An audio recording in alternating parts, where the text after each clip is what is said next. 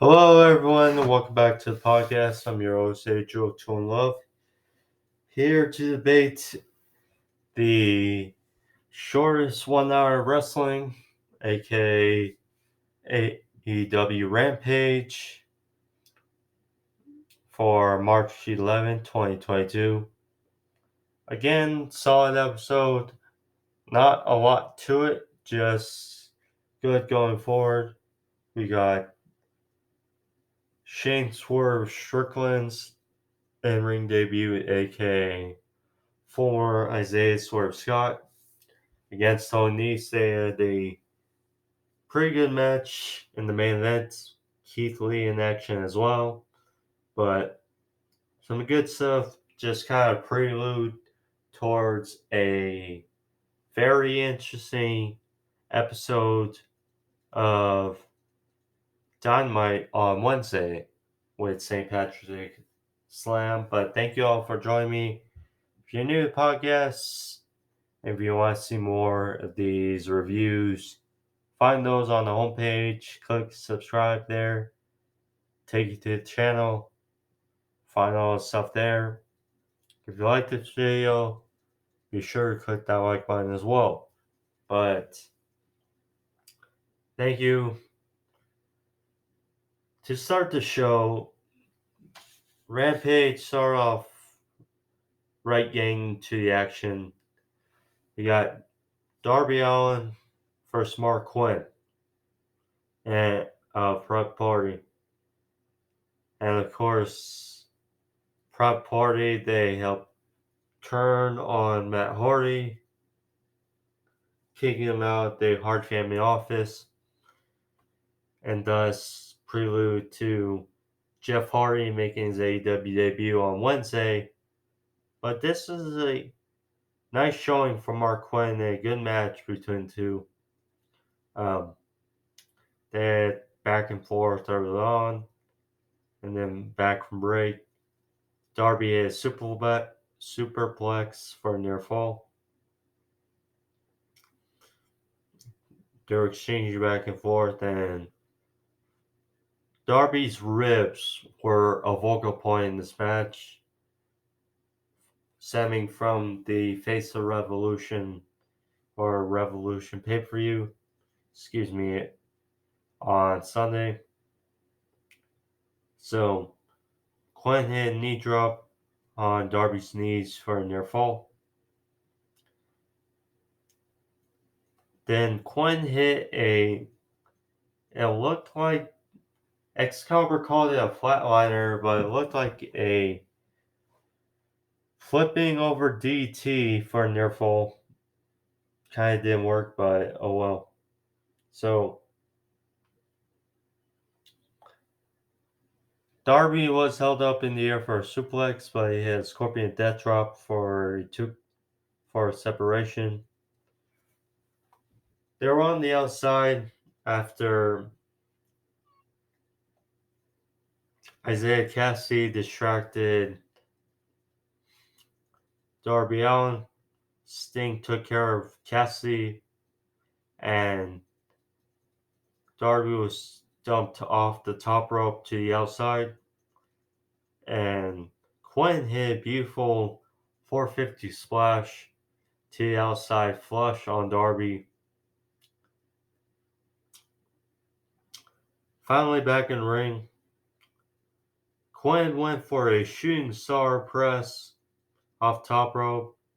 He missed it, and then Darby went for the Fujiwara armbar, which he went for a couple times in the match.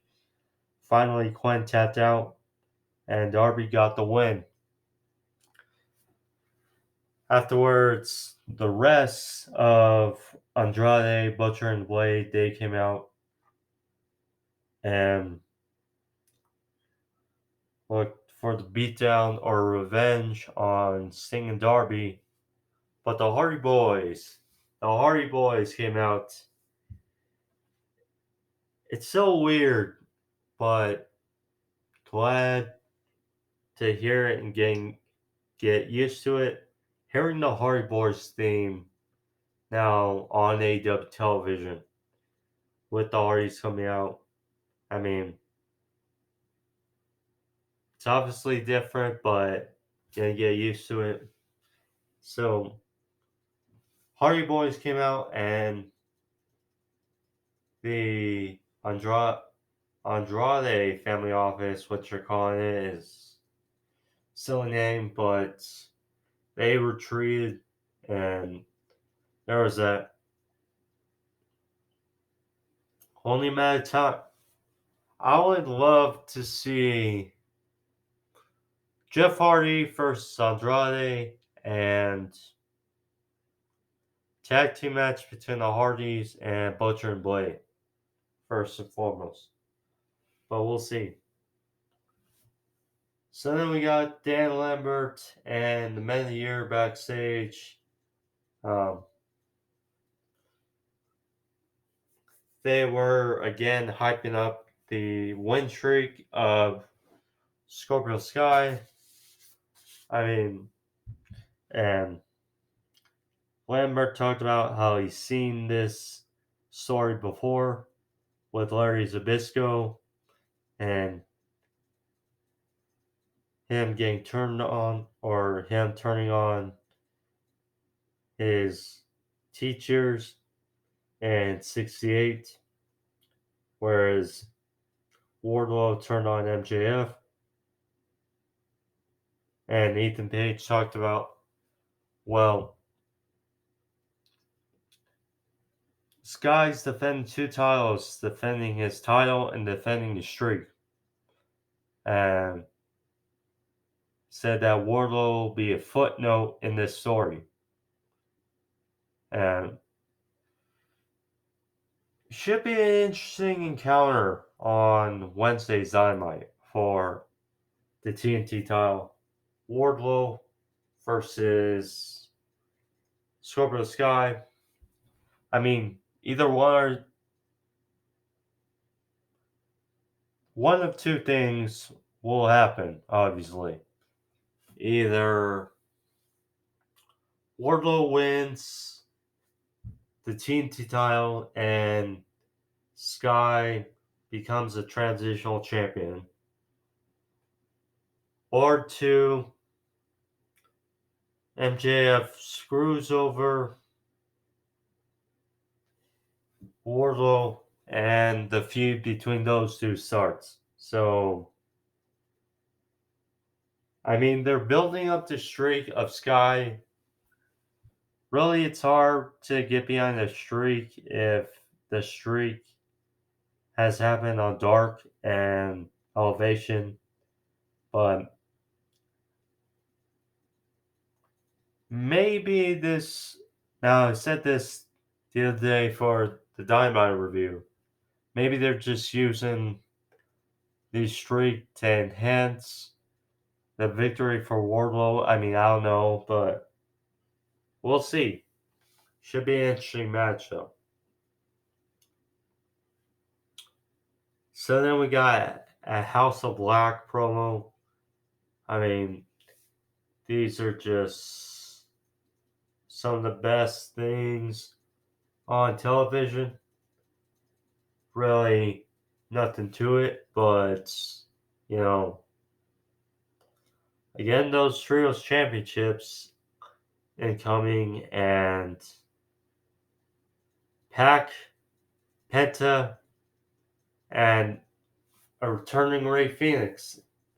We'll see. We'll see. So you got Mercedes Martinez versus Jamie Hayter.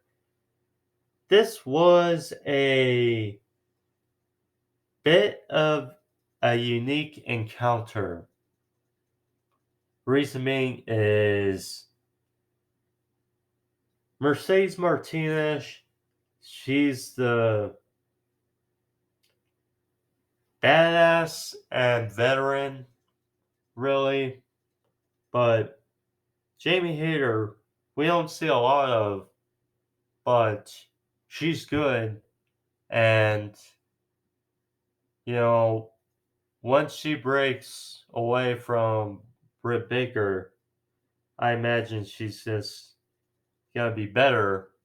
And moreover, but she's the strong one between two, but still a unique encounter.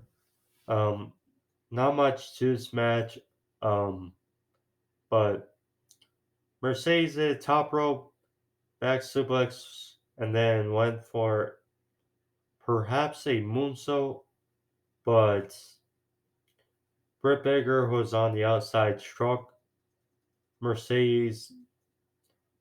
Hayter hit a big lariat for the win. Jamie Hayter gets the win. There's that. Um, Thunder Rosa came out with a chair to ward off the rest of Team DMD. So that steel cage match on Wednesday between Thunder Rosa and Britt Baker. You just hope because Rosa is definitely going to win that title. It's just, with the match with Britt at Revolution, the match with Leo Hirsch on Wednesday, it's not been a great string of matches for Thunder Rosa. So perhaps in the steel cage, we get a match we should be getting out of these two, which should be a damn good one. So then we got Keith Lee versus QT Marshall. This was, again, short but sweet. Keith Lee, it's only been a few matches in, but you're just like, again, we say this many times with great wrestlers who looked great in NXT, the original NXT, and, went up to the main roster and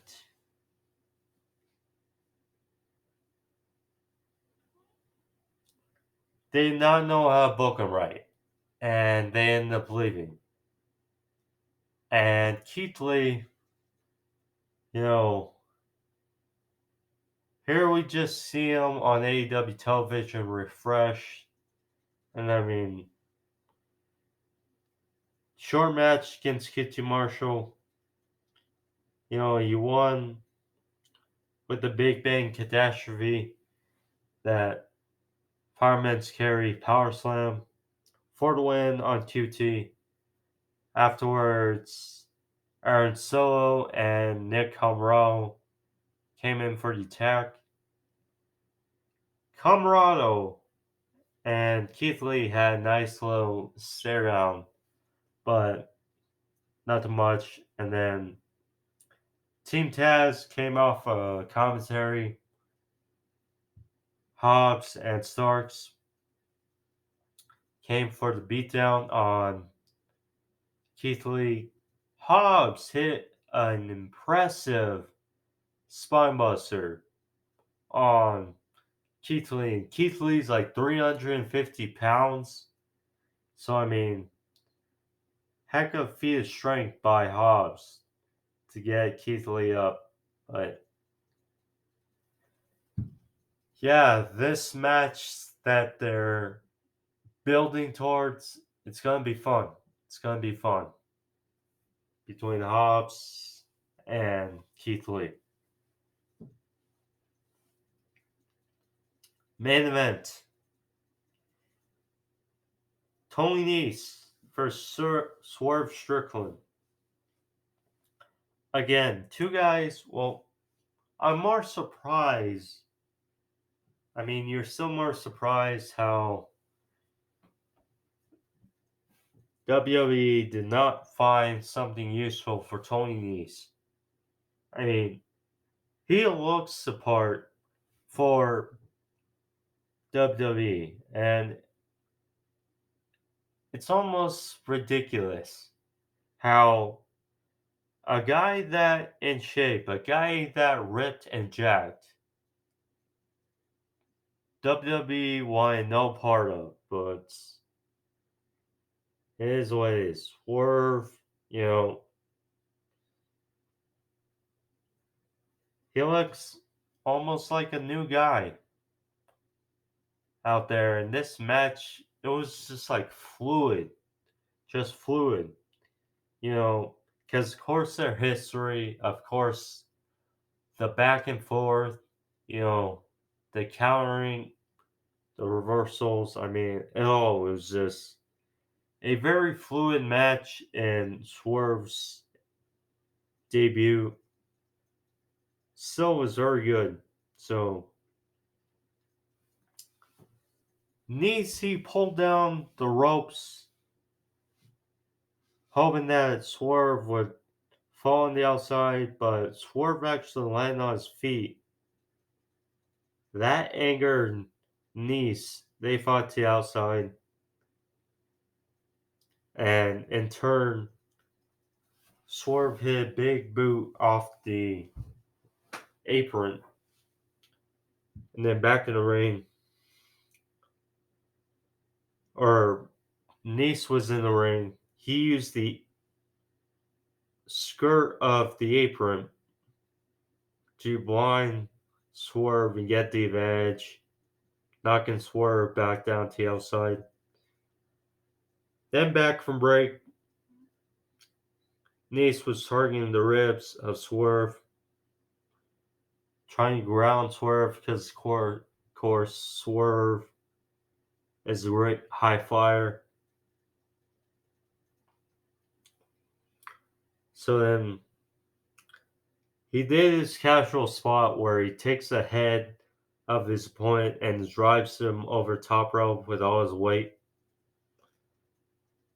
So he did that, went for a springboard moonsault but missed. Swerve then generated some momentum, some offense. He hit tilt-a-whirl slam, followed with a brainbuster for their fall. Then Nese again targeting the ribs, went for a gutbuster for 2 count. Then they were exchanging. Nese hit his small roundhouse kick, followed with a 450 splash off top rope for a near fall. Again, back on the apron, Nese was stomped by Swerve to the outside, then rolled back in the ring. Swerve hit a jumping flatliner for a near fall, and then hit a diving foot stomp off the top rope on Nese for the win. I Swerve Strickland. Get a little used to saying that, but Swerve Strickland gets the victory here in a solid match over Tony Nese. And this was, as you expect, a good match. Two guys who know each other well. Went for a good match. But that was how Rampage went off the air. So, but hope you guys enjoy it. Solid episode of Rampage. Solid episode. Again, short 1 hour, but all good. Progressing storylines. Now, next week, because of March Madness, it will be, or Rampage will have a different time up next week, next Friday. It'll be at 9:30, or for those, depending on where you live. But it'll be a different time instead of the usual 8 o'clock Eastern, 6 Pacific. But still, I'll have it uploaded as usual next Saturday.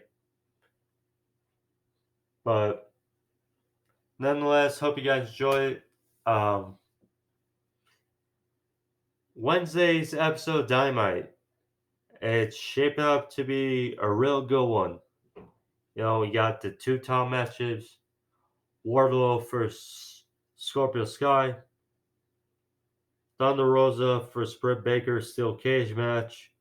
We got a trios match. Hangman and Jurassic Express versus Sam Cole and Red Dragon. So, got some good stuff looking forward to on Wednesday. But nonetheless, hope you guys enjoy it. Of course, be back on Thursday with your AEW Dynamite review. If you haven't checked out on the homepage, I posted my Revolution review for Tuesday, and then on Tuesday rather, and then post my Dynamite review on Thursday, so you can look over that as well. I'll be back next week. Thank you all. Be safe. Peace.